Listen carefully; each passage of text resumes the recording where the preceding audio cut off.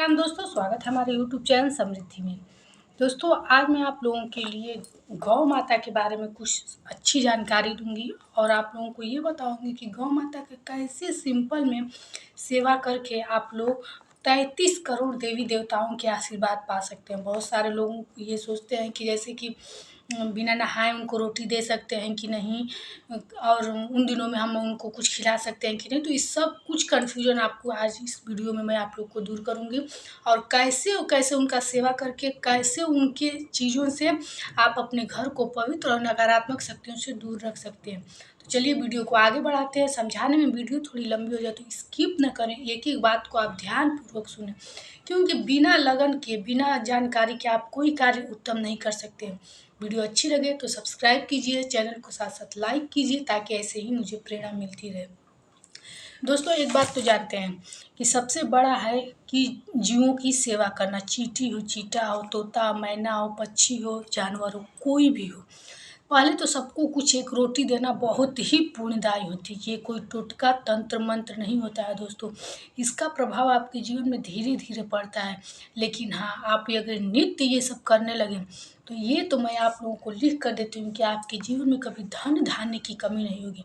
चाहे आप अपने छत पे चिड़िया को दाना डालें, पानी डालें, चाहे अपने दरवाजे पर पानी रखें या फिर रोटी डालें, कुत्ते आए खाएं, गाय, आजकल तो आप लोग देखते भी हैं कि गाय या और भी जानवर छूटे रहते हैं, तो वो सब आपके दरवाजे से कुछ खा लें, तो ये बहुत ही पुण्यदायी होता है। जब जैसे कभी कभी, मैं तो अपनी बात बता रही हूँ आप लोगों को, कभी कभी पालक वालक जो होता है वो मैं डाल देती हूँ ताकि वो जब जानवर खाएंगे या फिर गौ माता खाएंगी, गौ माता ऐसे भी दरवाजे पर आती हैं, तो बहुत ही पुण्यदायी होता है। अब मैं आप लोग को बता दूँ कि हम लोग के घर जो जूठन भी निकलता है तो लोग हम गाय को माता भी मानते हैं, और वो जूठन भी हम लोग गौ माता को डालते हैं या खाते हैं। लेकिन ये जो रोटी खिलाया जाता है, ये कहा जाता है कि अपने आहार में से मैं थोड़ी सी अपने गौ माता को बड़ा जान के, देवी जान के, पूज्य मान के आदमी उनकी सेवा करता है, क्योंकि उनके प्रत्येक अंग में एक देव देवी रहते हैं। तभी तो उतने बड़े शरीर में 33 करोड़ देवी देवता रहते हैं। इसलिए सबसे पहले मैं आप लोग को एक निषिद्ध कार्य बताऊंगी कि उनके सिर पे कभी हाथ रख के सहलाइएगा मत, क्योंकि वो आपकी माता हैं, पूजनीय हैं, तो आप उनको आशीर्वाद देने लायक नहीं है। तो ये गलती कभी मत कीजिएगा। क्योंकि जानवर हैं, जानवर भी उन तो हैं, तभी तो हम लोग अपनी जूठन खिला देते हैं। लेकिन पूजनीय तब होती हैं जब हम उनकी आंतरिक मन से सेवा करते हैं और अपने हिस्से की जब वो खाना खिलाते हैं तो उनको पूजनीय मान के खिलाते हैं। ऐसे तो हम लोग जानवर मान के, जानवर समझ के उनकी सेवा करते हैं। ये कोई गलत मैं आप लोग को बात नहीं बता रही हूँ, हमारी बात ध्यान दीजिएगा कि हम लोग खिलाते भी तो हैं, वही अपना जूठन खाना जो भी पड़ा रहता है वो भी तो खाती हैं, लेकिन वो जो रोटी है उसका एक अलग महत्व है। ये पूजनीय देवी मानकर हम लोग खिलाते हैं। तो आप लोग जैसे बिना नहाए भी खाना बनाएं, ये ज़रूरी नहीं है कि रोज़ आप लोग जैसे टिफ़िन बॉक्स, लंच जो भी आप लोग बच्चों को बनाती हैं, कुछ लोग होते हैं बिना नहाए सुबह जल्दी में भी बना देते हैं। तो ऐसी कोई बात नहीं कि आप बिना नहाए रोटी उनको नहीं खिला सकती हैं। वो जो भी आपके घर पहला भोजन बने, रोटी न बने, चावल बने, इडली बने, डोसा बने, जो भी बने, वो एक ले जा करके पूरे सम्मान के साथ गौ माता को अपने हाथ से खिलाइए। दावे के साथ कहती हूँ, आपके घर की आर्थिक स्थिति कभी रुकी ही नहीं, खराब हो ही नहीं सकती। हमेशा जिस क्षेत्र में भी आप हों, तरक्की आपकी निश्चित रहेगी। रात को है, आप लोग जब खाना खा लें सब लोग, तो ले जा कर के उनको रोटी दे देंगे। ये तो आप लोग पहले भी अपने घरों में देखे होंगे कि रात में जीव जंतु जो भी आपके घर में पाले गए हैं, उनको लोग रोटी, कुछ भोजन जैसे तोता है तो कुछ चावल और खाना जैसे भी वो रखा जाता था।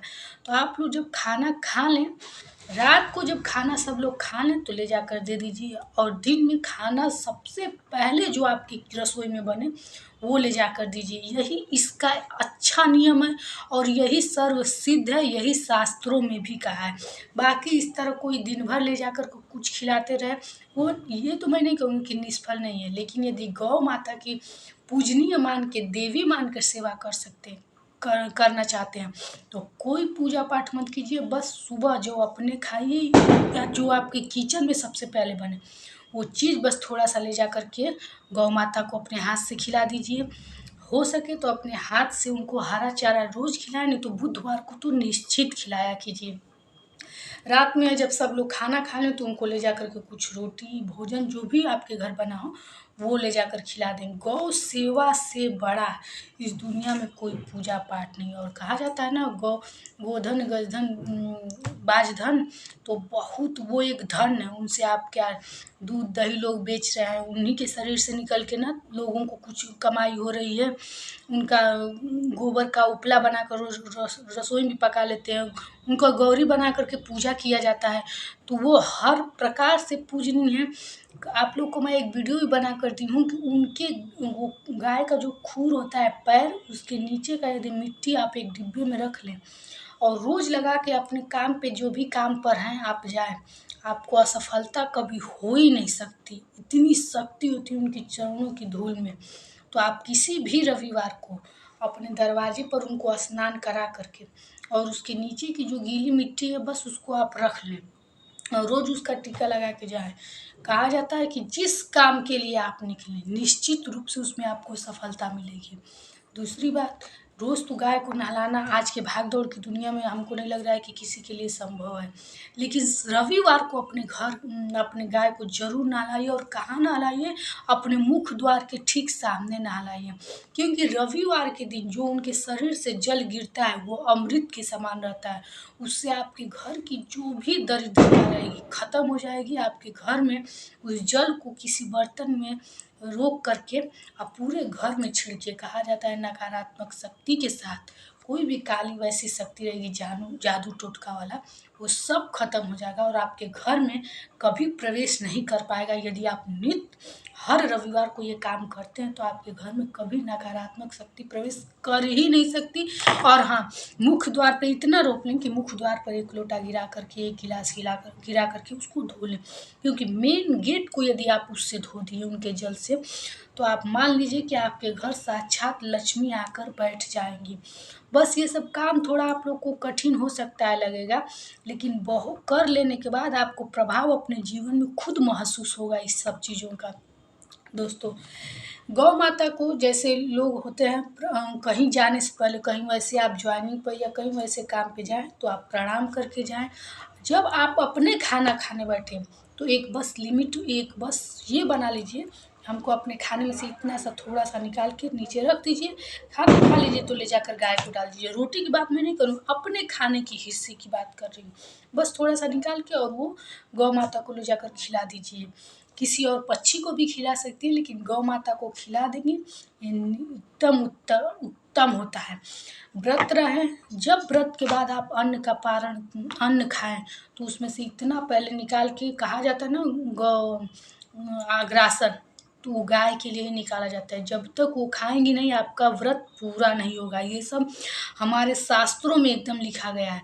तो आप लोग कभी भी किसी भी प्रकार का व्रत रहिए उसमें से अग्रासन जरूर निकाल के गौ माता को खिलाइए। नहीं तो आपकी कोई भी प्रकार का व्रत हो, किसी भी प्रकार का व्रत हो, चाहे साप्ताहिक व्रत हो या फिर तीज ज्योतिया जो भी हो, कोई व्रत आपका पूरा नहीं होगा। इसलिए अग्रासन सबसे पहले निकाल दें। गौ की सेवा से बड़ा कोई सेवा नहीं है।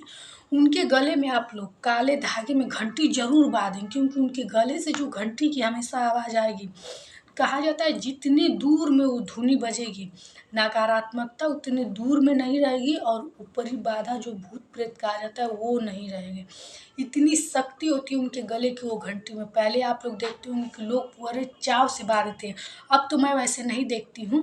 लेकिन आप लोग के घर यदि ये पालतू हैं, बांधे हैं, तो उनके गले में एक घंटी जरूर आप बांधिए और उसका फिर आप प्रभाव देखिएगा। देखिए दोस्तों, गौ सेवा से बड़ा वास्तविक कोई सेवा नहीं है।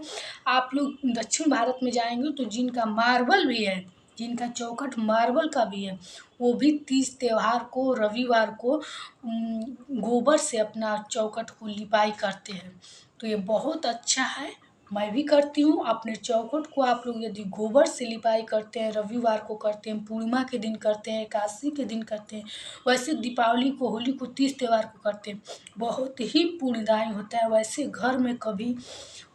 घर से कभी लक्ष्मी रूठ ही नहीं सकती। इसलिए दोस्तों, आप लोग जितना ज़्यादा से ज़्यादा हो सके गौ सेवा कीजिए और जो जो मैं काम बताई हूँ वो किया कीजिए। निश्चित ही आप लोग को बहुत फलदायी होगा। आप लोग को मैं एक उपाय बताना भूल गई हूँ। यदि आप गाय गौशाला जहाँ है गाय के घर में, वहाँ एक घी का दीपक हर रविवार को जलाते हैं। तो धन धान्य हो या रोग बीमारी आपके घर कभी आएगी नहीं, और धन संपदा आपके घर हमेशा भरा रहेगा। ये दिया पूरे घर में दिखाकर आप गौशाला में ले जा कर के रख दीजिए। और एक बात, आप यदि अपने खाना का रोज़ थोड़ा सा भाग निकालते हैं और आप कहीं गए हों, आपको लग रहा है कि अरे अब मैं यहाँ कैसे निकालूं, तो देखिए अगर आपका मन है, इच्छा है, तो वहीं आपको भगवान मिल जाएंगे। आप थोड़ा सा कहीं निकाल के रख दीजिए। वैसे तो कहीं गए हैं तो आप लोग को गाय दिख जाए, बिस्किट ही लिए, कुछ भी लिए हैं, उसके मुंह में थोड़ा सा डाल दीजिए, हो जाता है आपका नित्य क्रिया वहाँ पूरा हो जाएगा। लेकिन यदि न दिखे तो किसी भी कागज़ पर आप वो थोड़ा सा रख दीजिए, वो गाय खा लेंगी या फिर कोई जानवर खा लेंगे। आपका जो नित्य क्रिया है, जो आप पुण्य का काम करते हैं, वो पूरा हो जाएगा। कभी भी किसी भी इस अवस्था में ये चीज़ छोड़ने लायक नहीं है, ना छोड़िए। देखिए आपका मन है तो आप कर ही देंगे, नहीं मन रहेगा तो आपको तरह तरह का बहाना भी मिल जाएगा कि आज मैं यहाँ जा रहा हूँ तो पूजा नहीं कर पाऊँगा, यहाँ हूँ तो अग्रासन नहीं निकाल पाऊँगा। दोस्तों, वीडियो अच्छी लगी हो तो लाइक कीजिए, सब्सक्राइब कीजिए। कोई आप लोग को त्रुटि लगे तो आप लोग एक कमेंट बॉक्स में लिख करके ज़रूर बताएं। फिर मिलेंगे नए वीडियो के साथ। जय श्री राम दोस्तों।